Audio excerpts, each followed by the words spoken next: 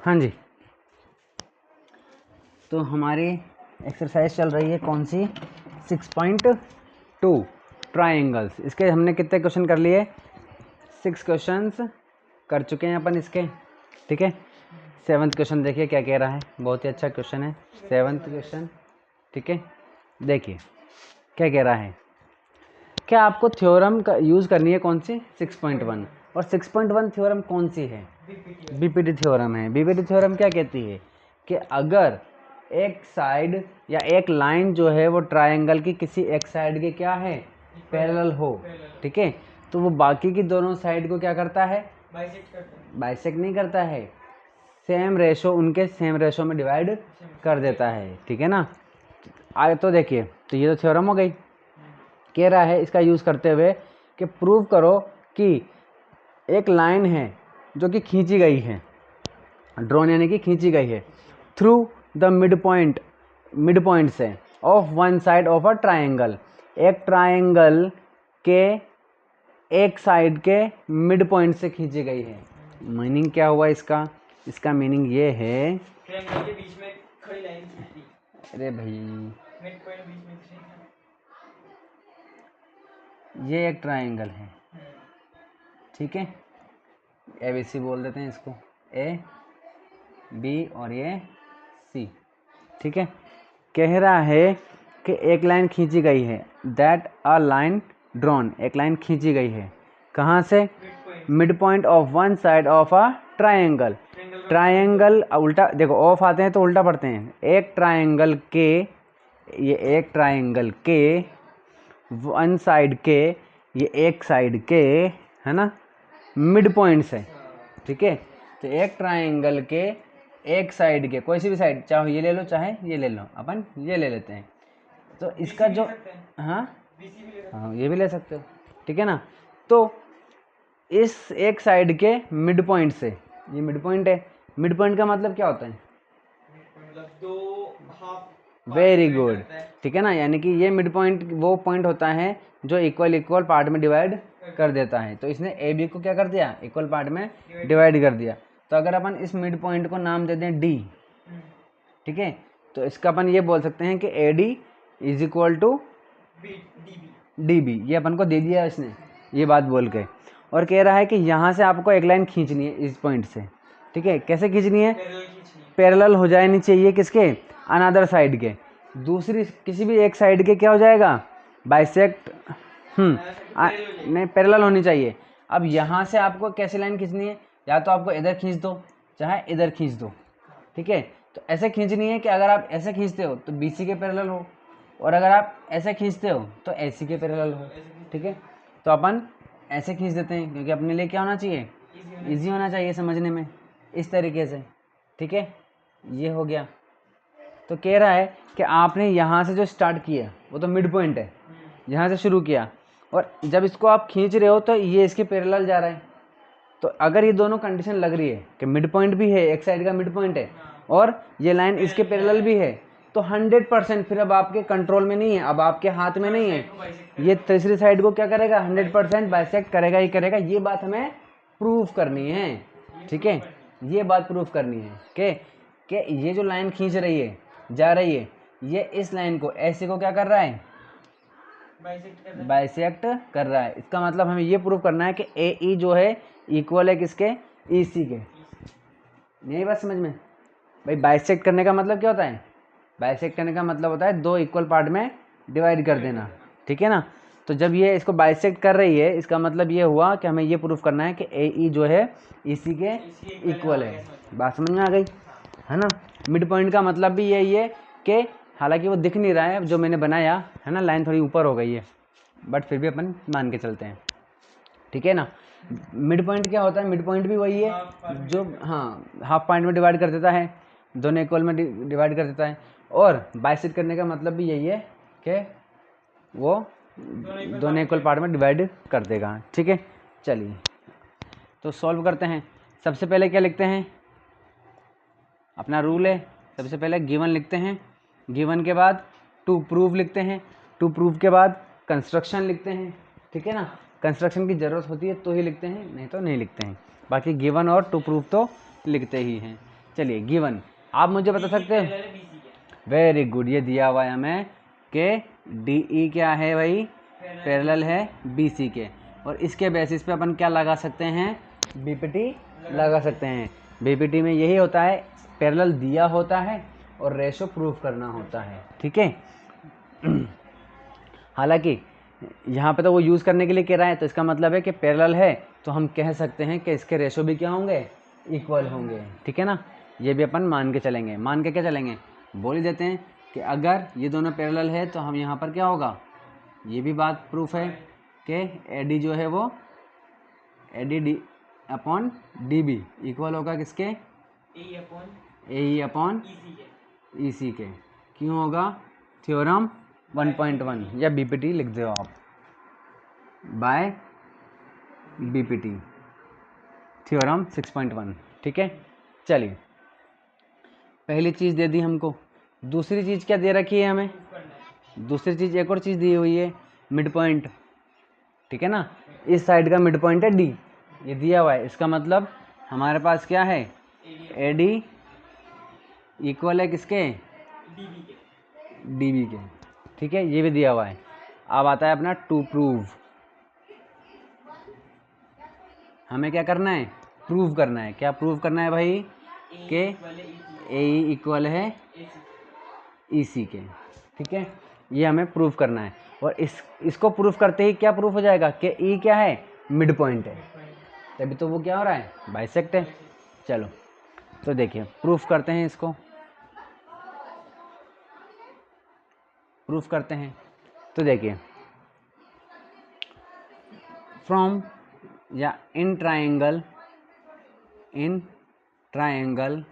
A B C, है ना, by BPT, according to BPT, according to BPT के हिसाब से देख लेते हैं। हमें दिया हुआ है क्या भाई, कि डी ई पैरेलल है किसके, बी सी के, ये हमें क्या है, गिवन है, ठीक है। या इसको अपन ऐसे लिखना चाहिए वैसे तो, कि पहले लिख देते हैं अपन क्या, कि डी ई पैरेलल है बी सी के, ये हमें क्या है, गिवन है, ठीक है। चलिए तो हम क्या लिख सकते हैं, हम लिख सकते हैं A D upon D B equal होगा किसके, ए ई अपॉन ई सी के, ठीक है, किससे भाई, बाय बीपीटी, ठीक है। इससे अपन इसको बोल सकते हैं ये चीज़ें। चलिए अब देखिए यहाँ पर हमारे पास क्या है, ए डी इक्वल है डी बी के, ठीक है ना, गिवन है यहाँ पर, ठीक है।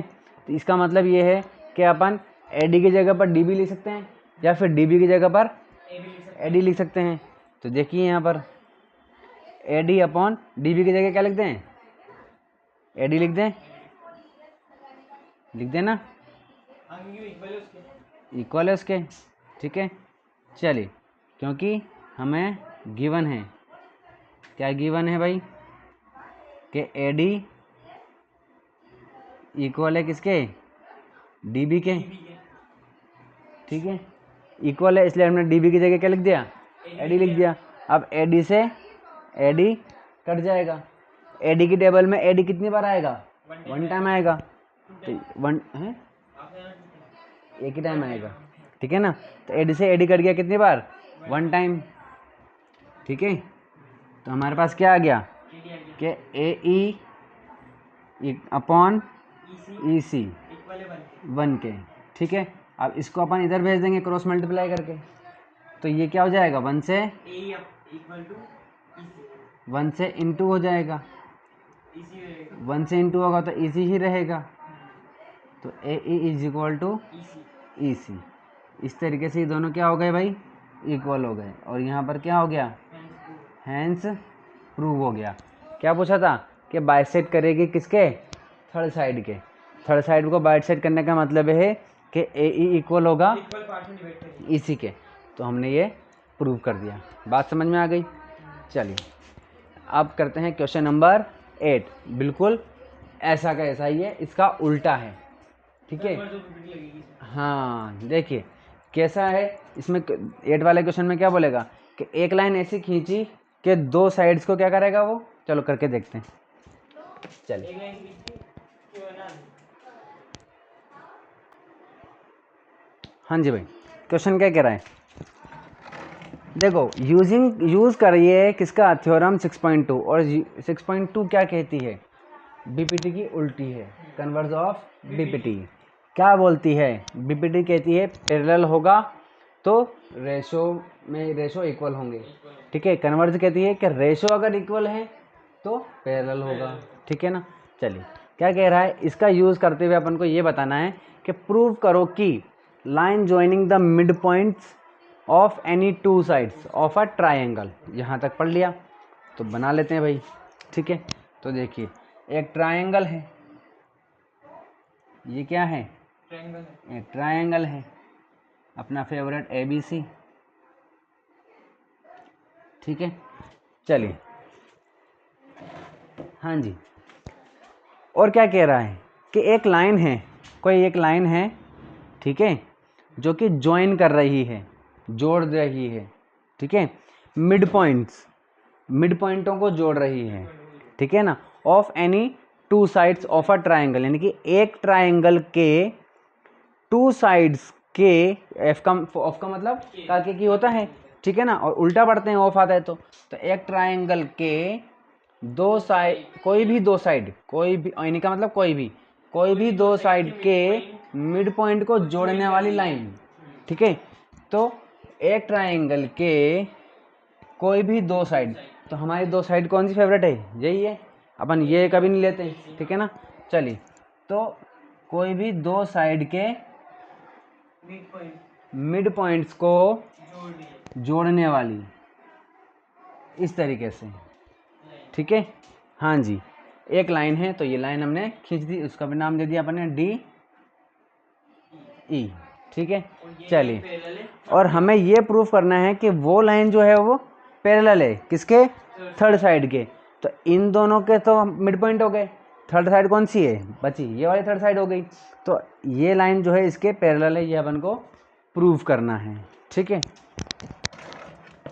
तो भैया देखो, अगर D क्या है, मिड पॉइंट है, क्या है, मिड पॉइंट, और E भी क्या है, मिड पॉइंट है, ठीक है। तो इसका क्या मीनिंग हुआ, इसका मीनिंग ये हुआ कि AD इक्वल हुआ किसके, DB के, इसी तरीके से AE इक्वल हुआ EC के, ठीक है। सर ये क्वेश्चन में तो कह नहीं रहा कि अपन को ये प्रूव करना है। नहीं कह रहा, कह तो रहा है पैरेलल है, कह रहा ना प्रूव करो कि कोई लाइन है जो ज्वाइन कर रही है मिड पॉइंट्स को, किसी एक ट्राइंगल के मिड पॉइंट को, ज्वाइन कर दिए, किसी एक ट्राइंगल के दो साइडों के मिड पॉइंट्स को ज्वाइन ज्वाइन कर रही है, तो वो लाइन है, वो जो लाइन ज्वाइन कर रही है हाँ थर्ड लाइन के पैरेलल है। हाँ, तो वो जो लाइन ज्वाइन कर रही है ना, वो पैरेलल है किसके, थर्ड साइड के, इस तरीके से बोल रही है।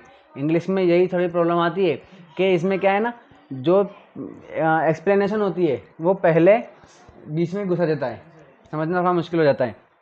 इसको ऐसे भी लिख सकते थे, प्रूव करो कि कोई लाइन है जो पैरेलल होगी थर्ड साइड के, और वही लाइन जो है वो उसके दो साइड को क्या कर रही है, मिड पॉइंट्स को ज्वाइन कर रही है, ऐसे भी लिख सकते थे, पर इन्होंने ऐसा लिखते ही नहीं है, कभी भी नहीं लिखेंगे, ठीक है ना। ये एक्सप्लेनेशन जो होती है ना वो पहले दे देते हैं और इसको बाद में लिखते हैं। अपन जब डेफिनेशन लिखते हैं वो भी ऐसे लिखते हैं, ठीक है ना, लास्ट में लिख देते हैं इज़ कॉल्ड, तो पहले जब पूरा प्रोसेस होता है उसको लिखते हैं, लास्ट में क्या लिखते हैं, इज़ कॉल्ड दिस, ठीक है ना, इस तरीके से। चलिए हाँ जी, तो देखिए सबसे पहले क्या लिखते हैं, गिवन लिखते हैं, उसके बाद क्या लिखते हैं, उसके बाद किस उससे प्रूव कर रहे हो आप। तो देखो हमने, देखो इसने कहाँ कुछ भी नहीं कहा, ठीक है ना, अपन को मीनिंग निकालना पड़ता है कि मिड पॉइंट है ना, क्या है, मिड पॉइंट्स हैं, तो मिड पॉइंट का मतलब क्या हुआ कि हाँ हाफ पार्ट हो गए इसके, है ना, इक्वल पार्ट्स में डिवाइड कर रही है। AD इक्वल हो गया किसके, DB के, ये दिया हुआ है पहला पॉइंट। सेकंड पॉइंट क्या दिया हुआ है, AE इक्वल है EC के, ठीक है, ये दिया हुआ है टू प्रूव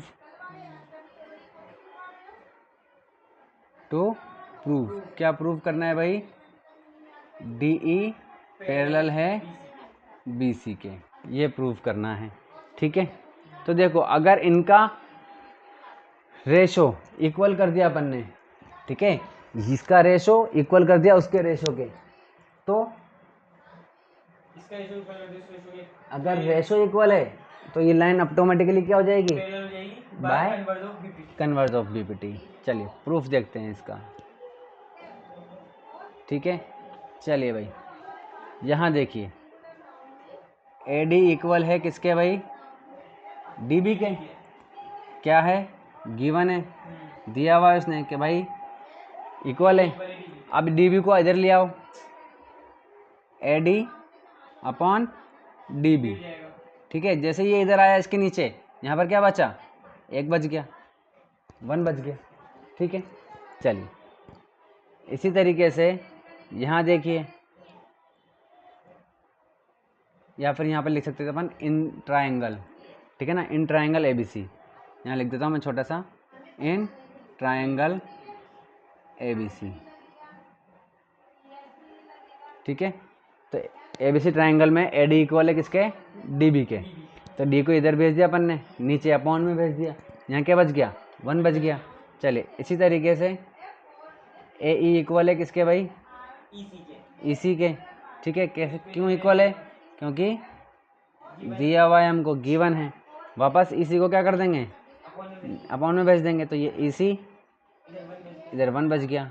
ठीक है, तो ये इक्वेशन 1 और ये इक्वेशन 2। अब देखो भाई ये भी 1 के इक्वल है, ये भी 1 के इक्वल है, ठीक, दोनों ही 1 1 के इक्वल है, तो ये भी इक्वल होंगे। ठीक है, तो फ्रॉम इक्वेशन 1 एंड 2, ठीक है, तो फ्रॉम इक्वेशन 1 एंड 2 क्या कह सकते हैं अपन, AD अपॉन DB इक्वल है किसके, AE अपॉन EC के। तो अगर रेशो इक्वल आ जाते हैं तो लाइन क्या होती है, तो बाय या according to converse of BPT, converse of BPT। ये भी लिख सकते हैं ना अकॉर्डिंग टू हाँ 6.2। हाँ, ये भी लिख दो, है ना, अकॉर्डिंग टू बोल ही रहा है थ्योरम 6.2 भी लिख सकते हैं। तो क्या हो जाएगा, DE पैरेलल है किसके, BC के। ठीक है, ये रेशियो इक्वल होता है तो कन्वर्ज ऑफ BPT से अपन कह सकते हैं कि DE पैरेलल है किसके, BC के, और यही प्रूफ करना था, हो गया। ठीक है, सबसे इजी था ये तो। चलिए, तो इस तरीके से अपन ने इसके 8 क्वेश्चन कंप्लीट कर लिए। अब 9 और 10 बच रहे हैं, वो कल कर लेंगे। चलिए, बच्चों वाली एकदम बच्चों वाला क्वेश्चन है।